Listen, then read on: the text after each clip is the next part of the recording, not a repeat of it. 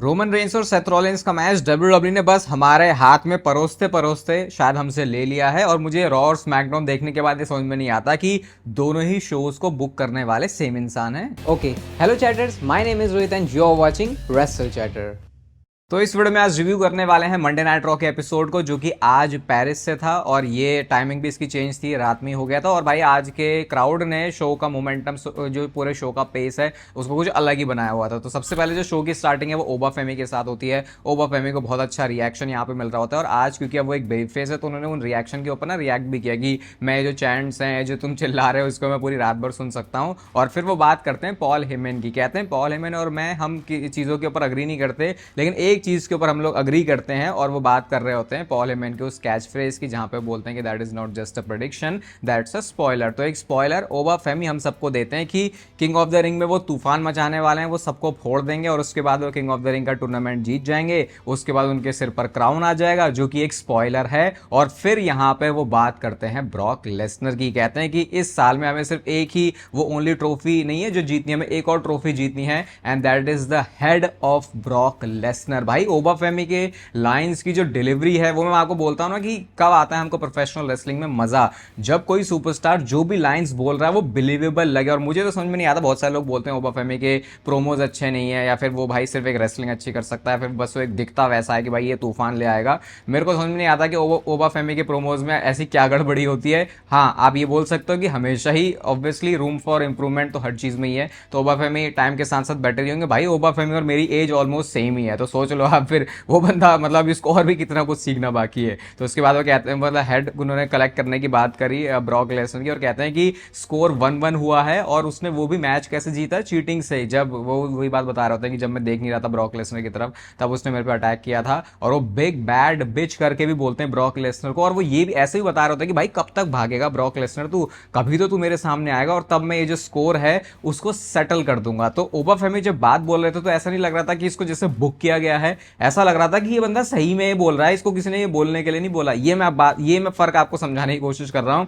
कि कब जो स्टोरी टेलिंग है वो इतनी अमेजिंग होती है कि फिर ऐसा लगता है कि यार ये सब कुछ जो है वो असली हो रहा है। तो जब सब कुछ असली लगने लग जाए, मतलब कि समझ लो भाई यहाँ पे काम बहुत बढ़िया हो रहा है। इसके बाद क्या होता है, डोमिनिक मिस्टीरियो का म्यूजिक प्ले होता है और ये बंदा तो भाई अलग ही डिलुलू में है अपनी। डोमिनिक मिस्टीरियो कहते हैं कि यार तू ब्रॉक लेसनर के बारे में क्या टेंशन ले रहा है, तुझे मेरे बारे में टेंशन लेने की जरूरत है। वो रूकी कहते हैं ओबा फेम को, कहते हैं तुझे आए हुए टाइम ही कितना हुआ है, मैं 20 सालों से इस बिजनेस में हूं। और अगर आपको नहीं समझ में आ रहा 20 सालों का क्या मतलब है, तो अपने रेसलिंग करियर से पहले वाला वो जो बच्चा बन के जब आया था डोमिनिक, उस वाले करियर को भी जोड़ लिया था उन्होंने। कहते हैं कि मैं किंग ऑफ द रिंग का टूर्नामेंट जीतूंगा और मैं रूल करूंगा, तो बेटर यही है भाई कि तू अभी अपनी नीज को बेंड कर ले मेरे सामने। भाई क्या डोमिनिक मिस्टीरियो, आप क्या कुछ सोच समझ के बोल रहे हो। अभी इनका ट्रैप था क्योंकि पीछे से आ जाते हैं जेडी मैकडोना और उन्होंने स्टील चेयर से मारा ओबा फेमी को। बंदा टस से मस नहीं हुआ, उल्टा उन्होंने पंच मार दिया सीधा वो स्टील चेयर पे, जो कि जेडी मैकडोना के मुंह पे लगता है। इसका फायदा ऐसा लगा कि डोमिनिक मिस्टीरियो उठा सकते हैं, उन्होंने 619 लगाया, स्प्लैश के लिए वो जाते हैं, लेकिन फिर से उनको टॉस कर दिया गया और जेडी मैकडोना ने फिर उनको जो है बचा लिया और वहां से फिर वो भाग लेते हैं। लेकिन ओबा फेमी जाते जाते उनको बोलते हैं कि देख भाई, हम सबको पता है कि जो तेरे पिताजी हैं वो रे मिस्टीरियो हैं, लेकिन नेक्स्ट वीक मैं तुझे इंट्रोड्यूस करवाऊंगा तेरे डैडी से, ऐसा ओबा फेमी ने बोला। मस्त लगी वो लाइन, उस पर क्राउड ने अच्छा रिएक्शन भी दिया। और ये डब्ल्यूडब्ल्यू का ओपनिंग सेगमेंट था। ऐसे बुक करते हो आप मंडे नाइट रॉ के एपिसोड को, और कैसे बुक करते हो आप स्मैकडाउन को, वो भी डिफरेंस हम लोग साफ देख सकते हैं। इसके बाद शो पर बैक स्टेज से सेगमेंट था सेथ रॉलिंस का।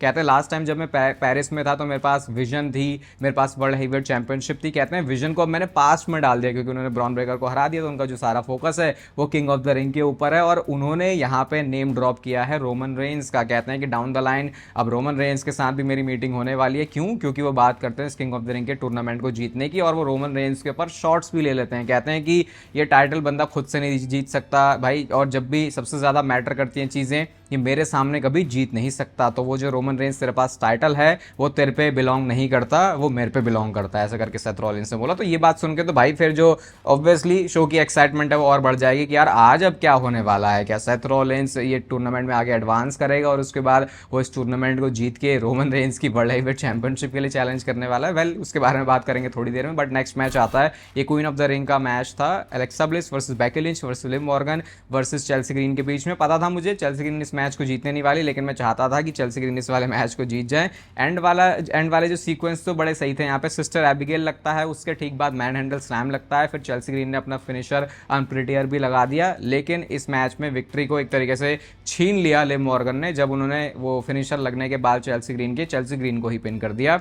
एंड देखो भाई क्या हो रहा है, लिव मॉर्गन खुद चैंपियन है, लेकिन वो इस टूर्नामेंट में आगे बढ़ रही हैं। तो मतलब थोड़ा मेरे को समझ नहीं आ रहा है क्या चल रहा है, बट जो भी है ठीक चल रहा है, जो भी चल रहा है, मतलब क्या ही बोल सकता है इसके बारे में और ज़्यादा। इसके बाद नेक्स्ट बैक स्टेज से 2 सेगमेंट थे चैट गेबल के, जहाँ पे वो पेंटा से भी मिलते हैं, जहाँ पे वो ड्रैगन ली से भी मिलते हैं, जहाँ पे वो रे मिस्टीरियो से भी मिलते हैं, और वो सेम बात बोल रहे होते हैं, सॉरी वो अपॉलॉजी मांगते हैं कि उन्होंने जो है मैक्सिकन कल्चर को कैसे ऐसे भला बुरा बोला था ना, ये एल ग्रांडे अमेरिकानो वाले जो उनका गिमिक वो लेके आए थे। तो बस यहाँ पे भी डब्ल्यूडब्ल्यू से सेटअप कर रही थी कि हाँ, चैट गेबल के जो पुराने सारे कुकर्म है उनका उन्हें पछतावा हो चुका है और अब वो माफी मांगने के लिए आ रहे हैं। तो ये डब्ल्यूडब्ल्यू ने किया था एक रीजन की वजह से। इसके बाद नेक्स्ट बैकस्टेज से सेगमेंट था सेथ रॉलिंस और मॉन्टेज फॉर्ड का।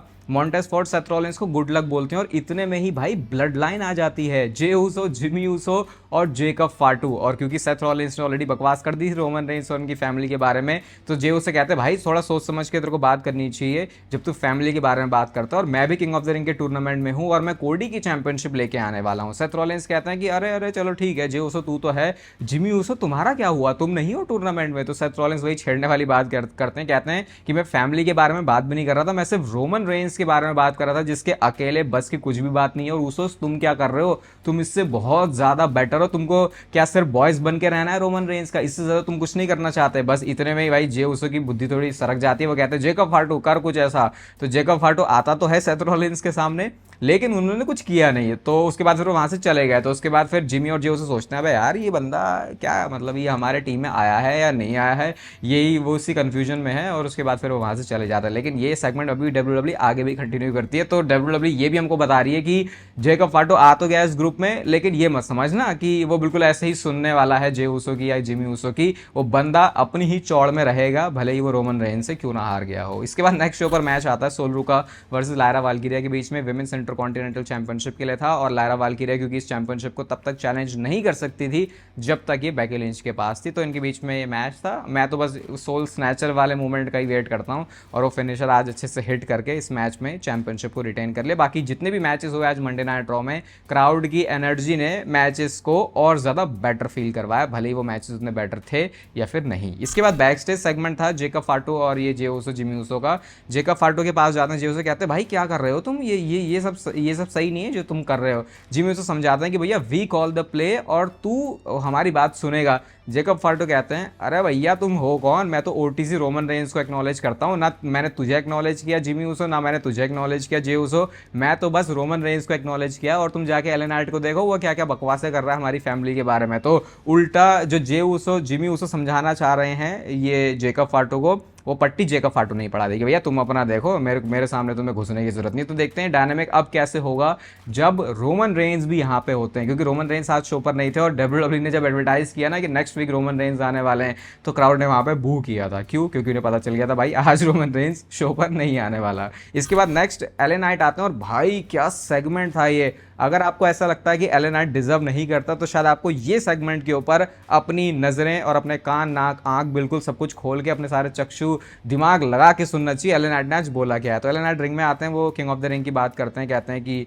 इसमें ये है वो है, सारे लोग हैं, और मैं नॉर्मली क्या बोलता कि मैं किंग ऑफ द रिंग का टूर्नामेंट जीत जाऊंगा, उसके बाद मैं रोमन रेंस को फेस करूंगा, ये होऊंगा, लेकिन मैं वो सब नहीं करने वाला, क्योंकि रोमन रेंस का तो कुछ अलग ही चल रहा है डब्ल्यूडब्ल्यू में। कहते हैं कि वो सारी पावर अपने पास रखना चाहते हैं, और इस किंग ऑफ द रिंग वाले मैच में क्योंकि जे ऊसो भी उस मैच में है, तो कोई ना कोई उसकी हेल्प करने के लिए आ जाएगा। फिर वो कहते हैं कि ऊसोस तो रोमन रेंस की ही सुनते हैं, लेकिन मैं कोई ऑर्डर्स नहीं लेता ट्राइबल चीफ से, इवन मैं खुद का अपने आप में ही एक ट्राइबल चीफ। और कहते हैं कि चलो मान लो अगर मैं जीत भी गया किंग ऑफ द रिंग का मैच और मैं रोमन रेंस को फेस कर रहा हूं चैंपियनशिप के लिए, तो जिमी आ जाएगा, जे आ जाएगा, जेकब आ जाएगा, जॉन आ जाएगा, स्मिथ आ जाएगा, भाई क्या क्या नाम ले लिया वहां पे एले नाइट ने। और इतना नेचुरल वो साउंड कर रहा था ना कि सही में बहुत ज्यादा एले नाइट जो है पिस्ड ऑफ है इस पूरी ब्लड लाइन से। कहते हैं कि यार ये पूरा खानदान आ जाएगा, उन्होंने तो मम्मी पापा नेबरहुड पता नहीं किस किस को जोड़ दिया यहाँ पे। और फिर कहता है कि एडम पियर्स का भी अलग ही है, ये हर लोगों के साथ मेरे साथ अलग बिहेव करता करता है, लेकिन रोमन रेंस के प्रति इसका जो बिहेवियर है वो बहुत ज़्यादा अलग है। ठीक है, मैं कोई चोजन वन तो हूँ नहीं, ये बात बोली, लेकिन लोगों को वो बोलते हैं कि तुमने मुझे चूज़ किया है, और इस पर रिएक्शन भी अच्छा है भाई। ये मुझे तो लगा है कि शायद एक अनस्क्रिप्टेड लाइन है शायद, क्योंकि पता नहीं ऐसी लाइन अप्रूव हो सकती है या फिर नहीं, कंसिडरिंग जब सबको ये पता है कि ट्रिपल एच ने इतने टाइम से एलन नाइट को अच्छा बुक नहीं किया है, जबकि उनको रिएक्शन भी बढ़िया मिलता है, या फिर वो डिजर्व करते हैं वो चीज़ें होना। फिर उसके बाद एलन नाइट एक प्रॉमिस करते हैं, कहते हैं कि यार देखो जो भी सब कुछ है, मुझे रुकना नहीं आता, मुझे क्विट करना नहीं आता, और जे उसो जो हमारा मैच होगा ना फ्राइडे को स्मैकडाउन में, वही जो मैच होने वाला टूर्नामेंट का, उसमें तू अकेले ही आना। इसके बाद जे उसो का म्यूजिक प्ले होता है, वो यीट आगे करते हैं, उसके बाद उन्होंने एक बार और यीट किया, तो एलन नाइट का उस समय रिएक्शन पूरे मंडे नाइट रॉ की शायद सबसे अच्छी चीज आपको लग सकती है वो रिएक्शन जो एलन नाइट ने दिया था जब दोबारा से वन मोर टाइम करके उन्होंने यीट किया था रिंग में, तो वो बहुत ज़्यादा फनी लगा मुझे। ऐसा लुक दिया था वहाँ पे एलन नाइट ने, और वो पूछते भाई यहाँ पे क्यों आया है, तो फिर जे उसको कहते हैं देख भाई औकात में रहे, फैमिली के बारे में सही से बात कर, मैं स्टिल अरीना शॉकर हूँ, मैं स्टिल मेन इवेंटर हूँ, और ये वार्निंग शॉट है, ऐसे करके वो बोलते हैं, और फ्राइडे को तुझे पता चल जाएगा। इसके बाद जे उसो वहाँ से चले जाते हैं, लेकिन एलन नाइट ने बोला रुक जा भाई, अभी कुछ और भी उन्हें बोलना है, और उस समय जो क्राउड है वो यीट कर रहा था, तो उन्होंने बीच में इंटरप्ट किया, तो जब उन्होंने इंटरप्ट किया तो क्राउड ने वहाँ पे बू किया। अब देखो एलन नाइट ने क्या यहाँ पे खास चीज करी, बहुत ही छोटी सी चीज है, जब क्राउड ने बू किया तो उन चैंट्स के ऊपर रिएक्ट किया एलन नाइट ने, कहते हैं कि हाँ मुझे पता है यीट करने में बहुत मजा आता है, मैंने भी रेसलमेनिया में किया था, इट वाज फन। तो ये चीज़, ये छोटी छोटी चीज़ें भी, मतलब इससे पता चलता है कि वो बंदा कितना कंफर्टेबल है माइक्रोफोन पे, उसके लिए चीज़ें कितनी नॉर्मल हैं, जैसे कि वो कितने सालों से इस काम को कर रहा है, और उसके बावजूद भी भाई देखो फिर एलन नाइट के साथ क्या होता है। तो ये ऐसी थोड़ी छोटी छोटी बातें होती हैं जो आपको बता देती हैं कि कौन सा बंदा एक्सपीरियंस्ड है इस बिजनेस में। तो इसके बाद एलन नाइट कहते हैं भाई तूने गलत समझ लिया, मैंने तेरे बारे में जे उसको कुछ गलत भी बात नहीं बोली, और तू सही भी है कि तू प्रोटेक्टिव है अपनी फैमिली के लिए, गुड लक करते हैं वो उनको स्मैकडाउन को टॉप टू बॉटम कहते हैं, स्क्रू योर फैमिली, ऐसे करके उन्होंने बोल दिया भाई। और फैमिली के बारे में तो सवाल सुन नहीं सकते, कोई भी ऐसी बातें सुन नहीं सकते, जे उसो मारने जा रहे होते हैं, लेकिन जिमी ऊसो ने वहां पे आके उनको रोक दिया। तो मंडे नाइट रॉ से वो हमें एक चीज मिल गई है कि हमको स्मैकडाउन क्यों देखनी चाहिए, कि फनी बात देखो स्मैकडाउन के मतलब खुद की कुछ बस की बात नहीं है कि वो कुछ ऐसा कर दे, लेकिन मंडे नाइट रॉ अभी फिलहाल उनके लिए जो काम है वो कर रही है। तो उसके बाद किसी तरीके से जिमी ऊसो ने रोक लिया कि जे उसो मत मार, वरना जे उसो का तो दिमाग सरक गया था वहां पे। नेक्स्ट मैच आता है इसके बाद पेंटा वर्सेस रे मिस्टीरियो के बीच में। अगेन इस मैच को भी आपको पूरा देखना चाहिए, क्राउड की एनर्जी फील करनी चाहिए, और पेंटा वर्सेस रे मिस्टीरियो, शायद ज्यादा कुछ बोलने की जरूरत है नहीं कि भाई क्या क्या मूवमेंट्स आपको इस मैच से मिले होंगे। बहुत क्लासिक, इंस्टेंट क्लासिक टाइप का यहाँ पे उन्होंने डिलीवर किया, और एंड में जैसा पता था कि भाई पेंटा अभी ज्यादा इंपॉर्टेंट है डब्ल्यूडब्ल्यू के लिए, फ्यूचर के लिए, तो 619 लगाया रे मिस्टीरियो ने, स्प्लैश के लिए वो जाते हैं जो कनेक्ट नहीं होता, लेकिन मैक्सिकन डिस्ट्रॉयर के साथ में पेंटा ने मैच जीत लिया है। लेकिन मैच के बाद हुई कुछ इंटरेस्टिंग चीज, क्या होता है, पेज एंड ईथन पेज और रूसेव ने आके अटैक कर दिया, ड्रैगन ली बचाने के लिए आता है, लेकिन उनसे कुछ हो नहीं पाया, और रूसेव ने रे मिस्टीरियो का मास्क भी निकाल दिया। अब जैसे मास्क निकला मैंने कहा यार ये क्या है, मतलब तुम किसी भी मूवमेंट के लिए मास्क निकाल लेते हो, लेकिन डब्ल्यूडब्ल्यू ने कुछ सोचा था यहाँ पे, क्योंकि ये मंडे नाइट रॉ है, ये स्मैकडाउन नहीं है। चैट गेबल आते हैं भाई, और चैट गेबल ने जो सुप्लेक्सिस की बरसात करी है ईथन पेज के ऊपर, रूसेव के ऊपर, और उसके बाद उन्होंने ही वो मास्क जाके पकड़ाया पेंटा को, और पेंटा ने फिर वो मास्क दिया रे मिस्टीरियो को। तो डब्ल्यूडब्ल्यू वो ट्रिपल ए प्रमोशन की जो स्टोरी लाइन है, जिसकी वजह से चैट गेबल आज इतने ज्यादा रेलेवेंट और उनका स्टॉक इतना हाई हो गया, अब मेन रोस्टर में भी उन्होंने किसी तरीके से वही कोशिश करी कि क्या उसी स्टोरी के अराउंड हम घुमा सकते हैं चैट गेबल को, जो कि अच्छी बात है। मैं ये नहीं कह रहा कि अब यही स्टोरी चलनी चाहिए हमेशा चैट गेबल की,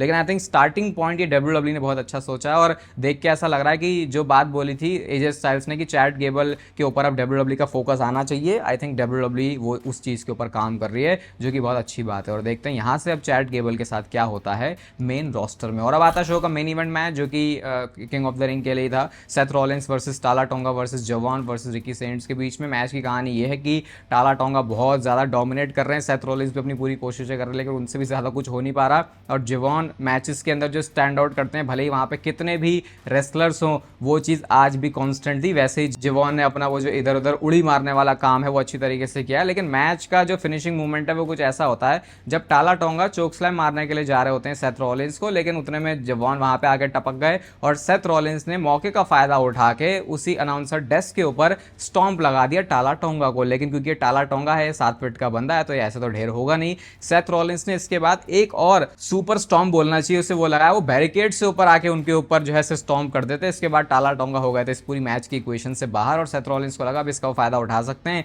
रिंग में जाके वो रिकी सेंट्स को स्टॉम्प लगाते हैं। लेकिन भाई यहाँ पे आ गए विजन के बंदे, और ऑस्टिन थेरी ने आके रेफरी को खींच लिया। अब क्योंकि ये फेटल 4-वे है तो डिस्क्वालिफिकेशन यहाँ पे होना नहीं था।